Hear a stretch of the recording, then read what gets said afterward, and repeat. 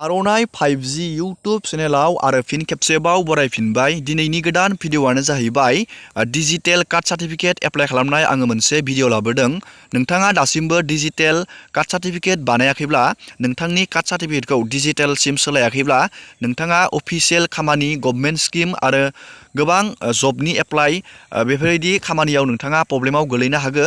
आरो जाय बिथांमोना गोदानै कास्ट सार्टिफिकेट बानायनो सानदों, नोंथांमोनाबो दिनै बे भिडिअ'खौ नायबानो जाबाय। आङो बे भिडिअ'आव A to Z caste certificate apply खालामनाय भिडिअ'खौ देखायदों।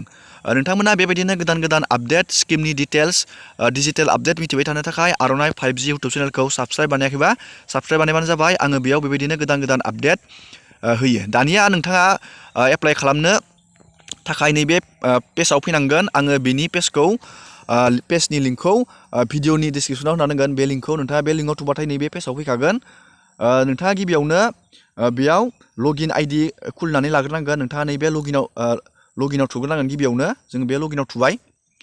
लगिनाव थुनानै नोंथाङा नैबे नोंथाङा बे सिटिजेनाव क्लिक खालामनांगोन आरो नोंथाङा गिबियाव नैबे लगइन रेजिस्ट्रेसनाव नोंथाङा थुनानै होनांगोन। जों बेयाव थुबाय। बेयाव थुनाय लोगो लोगोनो बेबायदि मोनसे पेज खेवगोन। नोंथाङा नैबेयाव निउ इउजाराव थुनानै होनांगोन। गाहायाव जों बे निउ इउजाराव थुबाय। निउ इउजाराव थुनानै नोंथाङा बेयाव आइडि क्रियेट खालामनानै लानांगोन। गिबियावनो नोंथांनि मबाइल नाम्बारखौ होनांगोन आरो बेयाव OTP जेनेरेट खालामनांगोन आरो नैबे गिबिन नेमाव नोंथांनि नामखौ होनांगोन आरो नोंथांनि बेयाव इउजार नेमखौ दोननांगोन। इउजार नेमखौ बुजियाखैब्ला गिबियावनो नोंथांनि उपाधि आरो लास्टआव नोंथांनि नामखौ होबानो जाबाय। दानिया नोंथाङा बेयाव स्ट्रं पासपर्ट दोननांगोन। नैबेयाव पासपर्टखौ दोननानै नोंथाङा नैबेयाव आरो कनफार्म पासपर्टखौ आरो बानायफिननांगोन। गिबियावनो बेयाव पासपर्टखौ मोनसे बहायग्रोनांगोन आरो बेयाव एखे पासपर्टखौनो नोंथाङा कनफार्म खालामनांगोन आरो बेयाव जेन्डारखौ सिलेक्ट खालामनांगोन, मेल फिमेल। दानिया नोंथाङा बेयाव नोंथांनि डेट आरो बेयाव मान्थ आरो नोंथांनि इयार, नोंथांनि बेयाव डेट अफ बार्थखौ बहायबानो जाबाय आरो बेयाव पार्सनेल मेसेजखौ नोंथाङा होनांगोन। नोंथांनि जायखिजाया नोंथांनि पार्सनेल मेसेजखौ नोंथाङा बेयाव बहायना होबानो जाबाय आरो नैबे केपसाखौ नैबे बक्सआव बहायनानै नोंथाङा बे एक्सेप्टआव थुनानै बे साइन आपआव थुबानो नोंथाङा बेयाव साइन इन खालामनो हासिगोन। दानिया नोंथाङा कास्ट सार्टिफिकेट एप्लाइ खालामनो थाखाय जों दानिया नायदिनि नोंथाङा बोरै कास्ट सार्टिफिकेटखौ एप्लाइ खालामनो। दानिया नोंथाङा नैबे हम पेजआव फैफिननांगोन आरो नोंथाङा नैबे सार्च हियाराव थुनांगोन। जोङो नैबे सार्च हियाराव थुबाय। बेयाव नोंथाङा लिरनांगोन, नोंथाङा बे कास्ट सार्टिफिकेटखौ नैबे सार्च माबायाव लिरनांगोन। दानिया जों बेखौ सार्च खालामना होनोसै। सार्च खालामना होनाय लोगो लोगोनो बेबायदि कास्ट सार्टिफिकेटनि मोनसे बेयाव डाटा गेवगोन। नोंथाङा नैबेयाव एप्लाइ नुदों, नोंथाङा नैबे एप्लाइआव थुबानो जाबाय। जोङो बे एप्लाइआव थुबाय। एप्लाइआव थुनाय लोगो लोगोनो नोंथाङा बेयाव नोंथाङा गाइडलाइनखौ फरायनानै लानो हागोन आरो नैबेयाव एप्लाइ खालामनो हागोन। नोंथाङा नैबे एप्लाइआव थुफिननांगोन। जों दा एप्लाइआव थुफिनबाय। एप्लाइ खालामनानै दानिया नोंथाङा बेयाव लगइन जानांगोन। दहाय नोंथाङा जिखिनि डाटाखौ होनानै रेजिस्टार खालामदोंमोन, नोंथाङा बेयाव लगइन खालामनानै लानो हासिगोन। दानिया नैबेयाव नोंथाङा लगइन खालामनो हागोन इउजार नेमजों आरो मबाइल नाम्बार होनाबाबो नोंथाङा नैबेयाव नोंथांनि इउजार नेम आरो बेयाव पासपर्ट बहायनायखौ नोंथाङा होनांगोन आरो नैबे टिकखौ थुनानै नोंथाङा नैबेयाव साइन इन खालामनानै लानो हागोन। बेयाव जों दानिया बेखौ साइन इन खालामनोसै। जोङो दानिया साइन इन जाबाय। नोंथाङा नैबे फर्मखौ फिलआप खालामनानै बे कास्ट सार्टिफिकेट, डिजिटेल कास्ट सार्टिफिकेटखौ एप्लाइ खालामनानै लानो हागोन। जों दानिया बे फर्मखौ बोरै फिलआप खालामनो जोङो बिनि डिटेल्सखौ नायनोसै। गिबियावनो नोंथाङा बे फर्मखौ फिलआप खालामनानै 30 डेजनि गेजेराव नोंथाङा बे कास्ट सार्टिफिकेटखौ मोननो हागोन आरो नोंथाङा मिनिमाम 30 रुपिस पे खालामनांगोन अनलाइननि थ्रुयै। दानिया नोंथाङा गिबियावनो नोंथांनि लेंगुवेजखौ सिलेक्ट खालामनांगोन। जोङो बेयाव मोनसे लेंगुवेजखौ जोङो बेयाव बर' लेंगुवेजखौ सिलेक्ट खालामगोन।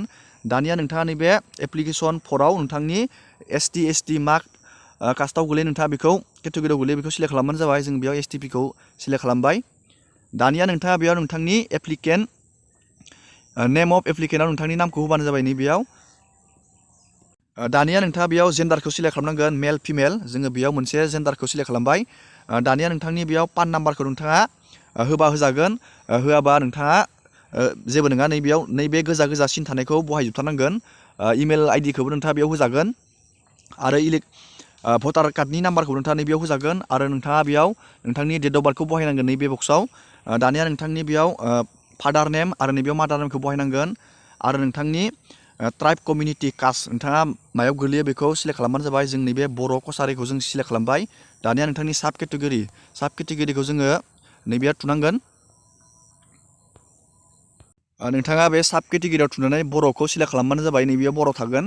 दानिया नोंथाङा नैबेयाव नोंथांनि हाउस नम्बरखौ नोंथाङा होनांगोन। नैबेयाव नोंथाङा आसाम सिलेक्ट थागोन। बेयाव स्टेटआ नैबेयाव नोंथांनि डिस्ट्रिक्टखौ मा डिस्ट्रिक्टआव गोलैयो बेखौ सिलेक्ट खालामबानो जाबाय। आरो नोंथांनि बेयाव साब डिभिजनखौ नैबेयाव नोंथाङा नोंथांनि साब डिभिजनखौ नैबेयाव सिलेक्ट खालामबानो जाबाय। दानिया नोंथाङा बेयाव नोंथांनि सार्कोल अफिसखौ नोंथाङा नैबेयाव सिलेक्ट खालामनांगोन। आरो बेयाव मौजाखौ नोंथांनि मौजाया मायाव गोलैयो नोंथाङा बेयाव लिरनांगोन। आरो नोंथांनि बेयाव भिलेज टाउन नामखौ नोंथाङा बेयाव लिरनांगोन, नोंथांनि भिलेजनि नामखौ। आरो नोंथांनि पुलिस स्टेसन नामखौ नोंथाङा नैबेयाव लिरनांगोन। आरो नोंथांनि पस्ट अफिसा मायाव गोग्लैयो नोंथाङा बेयाव लिरबानो जाबाय नैबे बक्सआव। आरो पस्ट अफिसनि पस्टेल कड पिन क'डखौ नोंथाङा नैबेयाव लिरबानो जाबाय। आरो गासैखौ डाटाखौ नोंथाङा खेबसे नायफिनजोबबानो जाबाय। गासैबो अकेबा नोंथाङा नैबे सेभ एन्ड नेक्स्टआव थुबानो जाबाय। आरो बे सेभ एन्ड नेक्स्टआव थुनानै नोंथाङा मोननैसो डकुमेन्ट आपल'ड खालामनानै पेमेन्ट दाननांगोन। अब्लानो नोंथाङा बे कास्ट सार्टिफिकेटखौ मोननो हागोन। जों दानिया मा डकुमेन्ट आपल'ड खालामनांगौ बेखौ नायनोसै। दानिया नोंथाङा बेयाव मोननैसो डकुमेन्ट आपल'ड खालामनांगोन। आरो बेयाव डकुमेन्टखौ आपल'ड खालामनानै पेमेन्ट दानब्लानो नोंथाङा अनलाइन कास्ट सार्टिफिकेटखौ इजियावनो एप्लाइ खालामनानै लानो हागोन। जों बेयाव मा डकुमेन्ट आपल'ड खालामनांगौ नायदिनि। गिबियावनो नोंथाङा बेयाव नोंथांनि एप्लिकेन्ट फट' नोंथाङा नैबे सिलेक्टआव थुनानै नोंथांनि एप्लिकेन्ट फट'खौ बेयाव आपल'ड खालामनांगोन नैबे ब्राउजाराव थांनानै। आरो बेयाव नोंथांनि proof of date of birth, नोंथांनि डेट अफ बार्थ थानाय सार्टिफिकेट जायखिजाया नोंथाङा बेयाव आधार कार्डखौ आपल'ड खालामबाबो बेयाव जागोन। नोंथाङा बे आधार कार्डखौ टिक थुनानै नैबे ब्राउजाराव थांनानै नोंथाङा आपल'ड खालामनो हागोन। आरो नैबेयाव प्रुफ अफ रेसिडेन्टआवबो नोंथाङा बेयाव आधार कार्डखौ आपल'ड खालामबानो जागोन। आरो नैबेयाव नोंथांनियाव सोंदों नोंथाङा जुदि गोदान बानायदोंब्लाथाय निउ बानायदोंब्लाथाय नोंथाङा नैबेयाव फादारनि कास्ट सार्टिफिकेटखौ नोंथाङा बेयाव आपल'ड खालामनांगोन। नैबे फादार कास्ट सार्टिफिकेटखौ थुनानै नोंथाङा बेयाव आपल'ड खालामनांगोन। आरो नोंथाङा थाखानाय कास्ट सार्टिफिकेटखौ डिजिटेल खालामनो सानदोंब्लाथाय नोंथाङा नैबे एक्जिस्टिं कास्ट सार्टिफिकेटखौ आपल'ड खालामना होबानो जाबाय। नोंथांनि थाखानाय कास्ट सार्टिफिकेटखौ पुराना कास्ट सार्टिफिकेटखौ नोंथाङा नैबे सिलेक्टआव थुनानै बेयाव आपल'ड खालामना होबानो जाबाय। दानिया नोंथाङा बेखौ खेबसे नायफिनजोबनानै नैबे साबमिटआव थुबानो नोंथाङा पेमेन्ट दाननायनि मोनसे अपसन मोनगोन। नोंथाङा 30 रुपिस पेमेन्टखौ दानबानो कास्ट सार्टिफिकेटखौ एप्लाइ खालामनानै लानो हागोन। दिनैनि भिडिअखौ आं बेखिनियावनो फोजोबबाय। नोंथांमोना भिडिअखौ मोजां मोनोबा लाइक खालामबानो जाबाय। एसेनोसै दिनैनि